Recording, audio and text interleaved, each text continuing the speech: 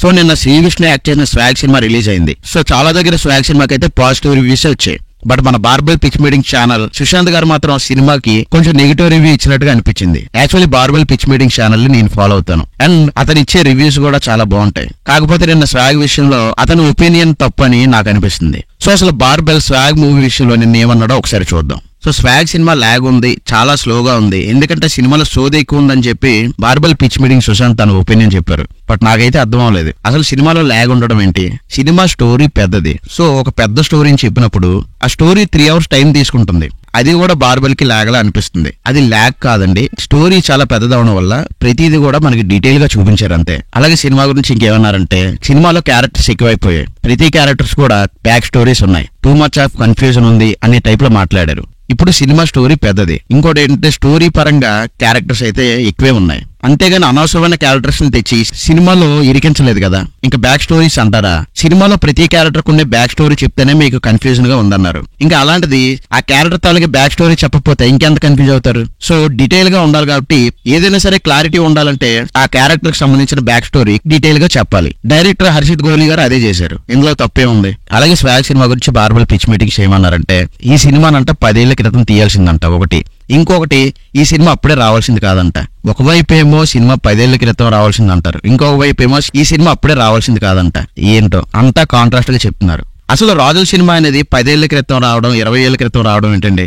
రాజులు రాచరికం అనేది ఇప్పుడున్న సొసైటీలో లేదు కదా, అది ఎప్పుడో 1500 సంవత్సరం నాటి స్టోరీ. దానికి కూడా మీరు 10 ఏళ్ల క్రితం రావాల్సింది 20 ఏళ్ల క్రితం రావాల్సిందంటే ఇంక దానికి నేనేం చేయలేను. ఇంకో విషయం ఏం చెప్పారంటే సినిమా అప్పుడే రావాల్సింది కాదు, ఫ్యూచర్ లో ఎప్పుడో రావాల్సింది అన్నట్టు మాట్లాడుతున్నారు. అలాంటిది ఏం లేదండి, నాకైతే అలా ఏం అనిపించలేదండి. సినిమా ఎప్పుడు రావాలో అప్పుడే వచ్చింది. ఈ సినిమా 10 ఏళ్ల క్రితం వచ్చినా 10 ఏళ్ల తర్వాత వచ్చినా కూడా పెద్ద డిఫరెన్స్ ఏం ఉండదు, ఎందుకంటే 10 ఏళ్ల ముందు వచ్చినా 10 ఏళ్ల తర్వాత వచ్చినా ఈ సినిమా స్టోరీ అయితే అదే ఉంటుంది. అలాగే barbell pitch meeting swag cinema గురించి ఏమన్నారంటే మెసేజ్ అనేది మసాజ్ లాంటిది, అలా అలా ఇచ్చుకుంటూ వెళ్ళాలి గానీ దొరికిందే ఛాన్స్ అని పిసుక్కుంటూ పోతే జనాలకి ఓపిక ఉండదు. ఇలాంటి కామెంట్స్ చేశారు. సో సినిమాలో ఏదో ప్రీచింగ్స్ ఎక్కువైపోయి సినిమా నిండా ఉపన్యాసాలు చెప్పారు, పాఠాలు చెప్పారు అనే టైప్ లో బార్బెల్ పిచ్ మీటింగ్ చెప్పారు. బట్ మీరు సినిమాను చూస్తే అసలు సినిమాలో ప్రీచింగ్స్ ఉపన్యాసాలు ఎక్కడ ఉన్నాయండి. అలాగే మెసేజ్ అంటారా, మెసేజ్ అనేది మనకి క్లైమాక్స్ లో తెలుస్తుంది, అది కూడా సినిమా ఎండ్ అయిపోయే 30 minutes ముందు అలాంటి పార్ట్ అంతా కూడా స్టార్ట్ అవుతుంది. బట్ మీరేమో సినిమాలో మెసేజ్లు ఇచ్చారు, మసాజ్ చేశారు, పిసికి పడేశారు, ఏదేదో మాట్లాడారు. ఇదైతే కరెక్ట్ కాదు.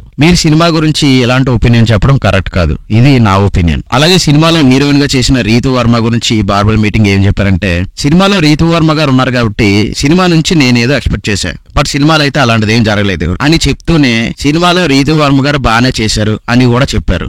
ఒకవైపు రీతు వర్మ గారు రోల్ అయితే బానే ఉందని చెప్తున్నారు, ఇంకో వైపు ఏమో నేనేదో ఎక్స్పెక్ట్ చేశాను అది లేదో అంటున్నారు. మరి నాకేంటో అర్థం అవ్వలేదు అది. అండ్ సినిమాలో వేసిన సెట్లు అవి కూడా ఏదో రామోజీ ఫిల్మ్ సిటీలో తీసేసినట్టు అనిపించింది, పెద్ద నాకేం నచ్చలేదు అన్నట్టు మాట్లాడారు. అండ్ బార్బెల్ గారు మీకు తెలియని విషయం ఏంటంటే అది షూటింగ్ అంతా కూడా అదేదో రామోజీ ఫిల్మ్ సిటీలో చిన్న చిన్న సెట్లు వేసి సినిమా అయితే తీసేలేదు. మూవీ టీం అంతా టోటల్ గా రాజస్థాన్ వెళ్లి అక్కడ ప్యాలెస్ లో కోటలో చేసిన షూటింగ్ అది, అర్థమవుతుందండి. సో ఒకసారి ఆ విషయం మీరు తెలుసుకొని మాట్లాడాలి. అలాగే సినిమాను కూడా తక్కువ బడ్జెట్ లో తీసేసారు అనే ఫీలింగ్ వచ్చింది అన్నారు, బట్ నాకైతే అలా అనిపించలేదు. సినిమా అయితే రిచ్ గానే ఉంది, ఏదో నాసి రకం ప్రోడక్ట్ బయటకు వచ్చింది అనే లాగైతే నాకు అనిపించలేదు. ఆ ప్యాలెస్ గానీ ఆ కోట ఇవన్నీ కూడా విజువల్స్ కూడా చాలా గ్రాండ్ గానే అనిపించాయి. అంతేకాకుండా బార్బెల్ పిచ్ మీటింగ్ ఏమన్నారంటే సినిమా అంతా అయ్యాక సినిమాలో ఏం లేదు ఎల్లండి అనే టైప్ లో సినిమాని ఎండ్ చేశారని చెప్పారు. సో అలా ఎక్కడ చేశారండి, అసలు క్లైమాక్స్ లోనే కదా మనకి ఆ ఎమోషన్ గానీ ఆ మెసేజ్ గానీ ఇదంతా ఉంటది, కానీ సినిమా మీకు అలా ఎందుకు అనిపించిందో నాకు అర్థం అవట్లేదు. సో అలాగే క్లైమాక్స్ లో ట్విస్ట్ గానీ ఆ రివీల్ చేసిన విధానం గానీ నచ్చలేదు అన్నట్టు